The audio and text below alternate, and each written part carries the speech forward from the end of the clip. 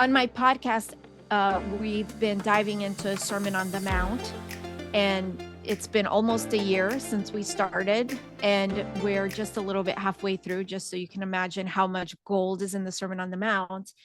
But we got to the part where, let me read the verse to you guys, where it says, "Do not store up for yourselves treasures on earth where moths and vermin destroy and where thieves break in and steal, but store up for yourselves treasures in heaven where moth and vermin do not destroy and where thieves do not break in and steal. For where your treasure is, there your heart will also be." So, one of the things that I do is I look for context. What was Jesus trying to tell us? What was the author, in this case, Matthew, trying to tell us? What would the audience have understood? Because 2000 years later, we lose a lot of context. So, I'm very big into context. So, in this particular one of the things I did was look up the word treasure, because store up treasure in heaven. And I discovered something so cool for us authors that I thought, this is beautiful. So when we think of the word treasure, we tend to think, I don't know about you guys, but this is for me, right? We think of like a treasure chest, like pirate's chest with gold and all these precious things, right? It's the things that we think about. But really, the word has a little bit more depth and is more associated with a place. So at that time, think about like today, we have a lot of digital currency. So even if you're not into like, what are the digital currencies that we have today? It's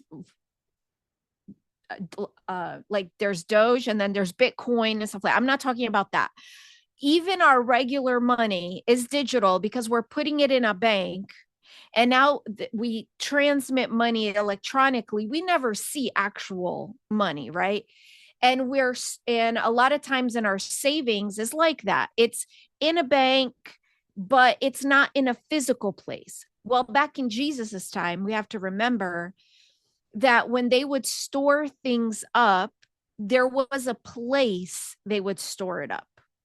It wasn't just about the things, because they could have the place where the treasure is and there not be a lot of things in there, but it was about the place. Where is your treasure? It wasn't about how much treasure you had. It was about what you did have and where it was.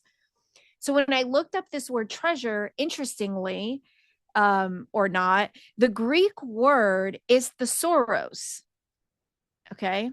So it's thesaurus, and thesaurus means in Greek a storehouse. So it wasn't about what you had in there, it was about the place, it was about the location, right? You have something there, you're storing something. It's like a vault. Okay, so we have to take ourselves out of today's context, put ourselves in where Jesus was. There was a place where we would store our valuables. We're saving it, and usually we're saving it because when bad times come, when a famine comes, where we have this place where we've been saving things. So during those times, that was the premise of what they were saying. But when we store our stuff, and if you read, if you know the life of Jesus and you study, he's a very giving person. God is a very giving person. So if you're hoarding your treasure, right, that's where your heart is. Where is your heart? And in this verse, Jesus is telling us we need to store up our treasures in heaven, not on earth. And a principle of heaven is giving. So you could store up all the treasures you want, all the extra wheat and food and stuff that you're storing for time of famine.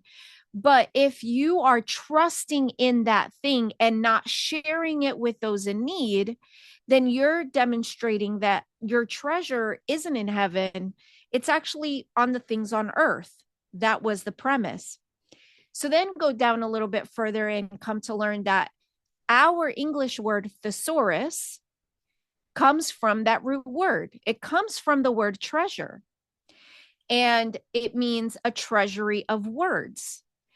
And I thought that, as a lover of words, that's pretty cool. Like as authors, it's, oh, wow, there's words, there's a treasure in words, and and Jesus used this word, and it's how we get our English word of treasure.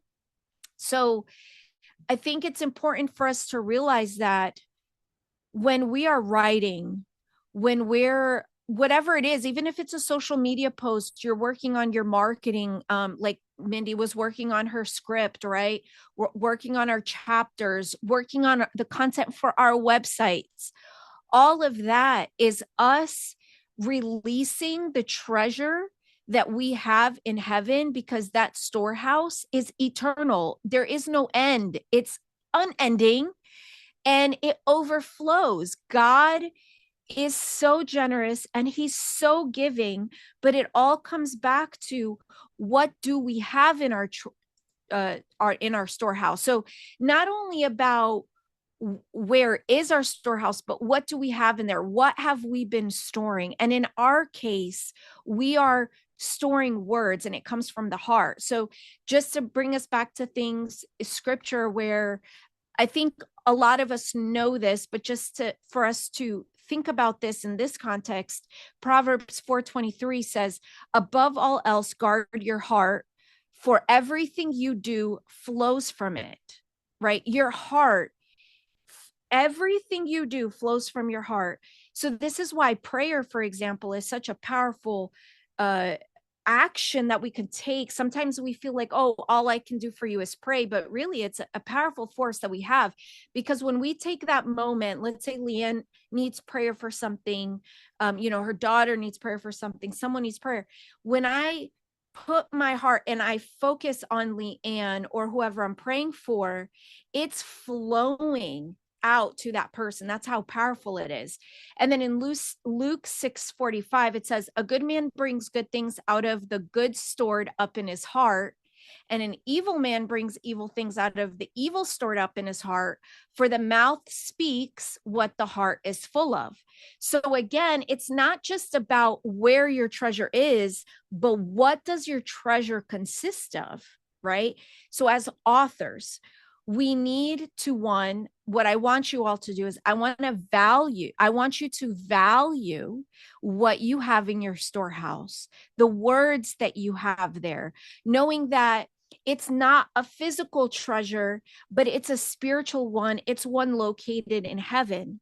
But then also focus on, what are you storing in that storehouse? What are the words that you're carrying? So you're here carrying these words, you're writing these words, all of that has power in it. So when you sit down to write your chapter, sit down to write your book, you work on your social media, you work on your website, your reading plan, you're opening up the storehouse of heaven and you're sharing it with others, because you have gold inside of you, and it's not for you to keep for yourself.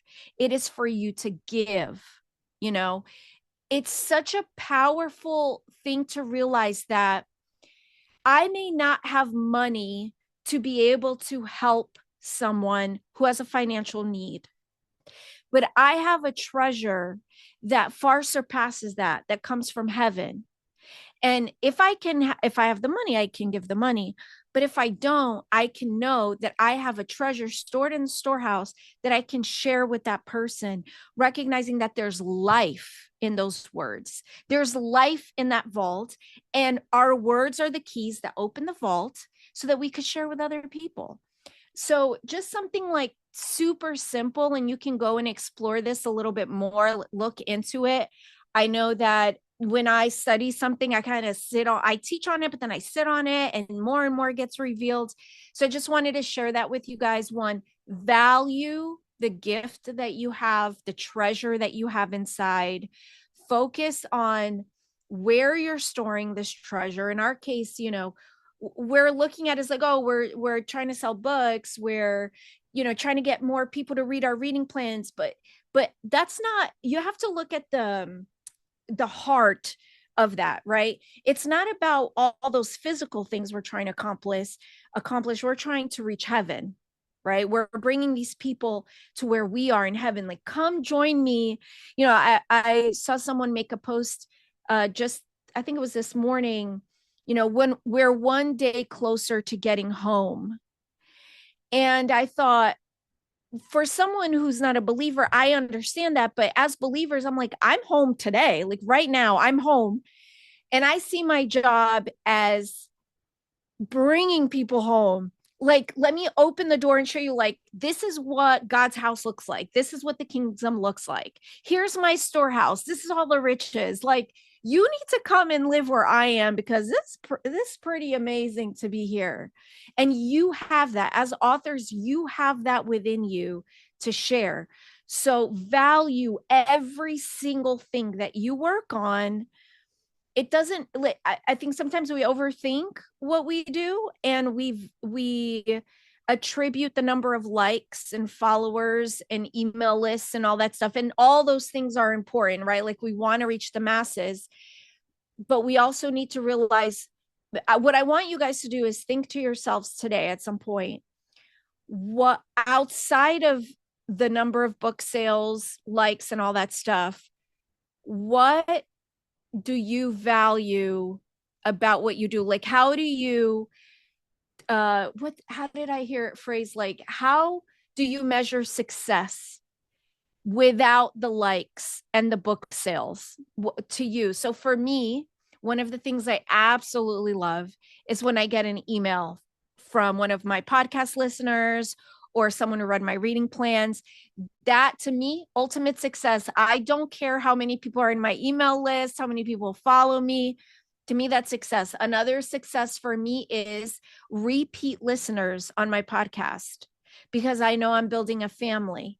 So it's not about how many, it's about the quality. So to me, that's, how many people are coming back and they're listening and they're joining the family. So I want you guys to think about, outside of the numbers, what do you value, and how can you measure your success to get you outside of the numbers game? We're always going to work on the numbers, but outside of that, we need to appreciate the people that are taking from our storehouse, because we're opening up the doors and giving it to them. So